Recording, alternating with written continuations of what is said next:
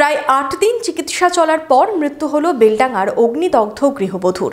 Murshidabad medical college হাসপাতালে চলছিল চিকিৎসা। দাম্পত্য অশান্তির জেরেই অগ্নিদগ্ধ হয় ওই গৃহবধূ, এমনটাই খবর পুলিশ সূত্রে।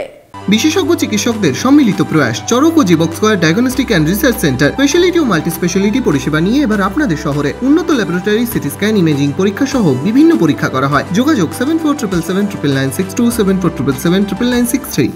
শেষ রক্ষা হলো না। প্রায় ৮ দিন হাসপাতালে চিকিৎসা চলার পর প্রাণ গেল বেলডাঙ্গার অগ্নিদগ্ধ গৃহবধূর।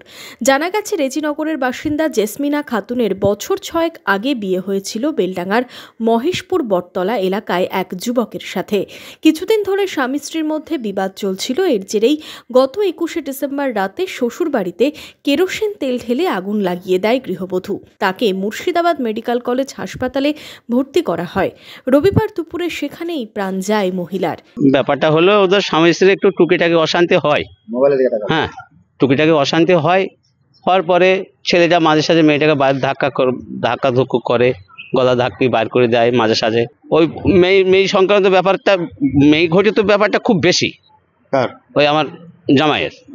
এই বলে আমি আর কি বলবো, বলার আমার কিছু নাই। আমার তো ধরুন চলেই গেল, একবারে নির্মূল শেষ হয়ে গেল। এই ঘটনায় শোকের ছায়া নেমে এসেছে পরিবার জুড়ে। পুলিশ দেহ ময়নাতদন্তের জন্য মর্গে পাঠায়।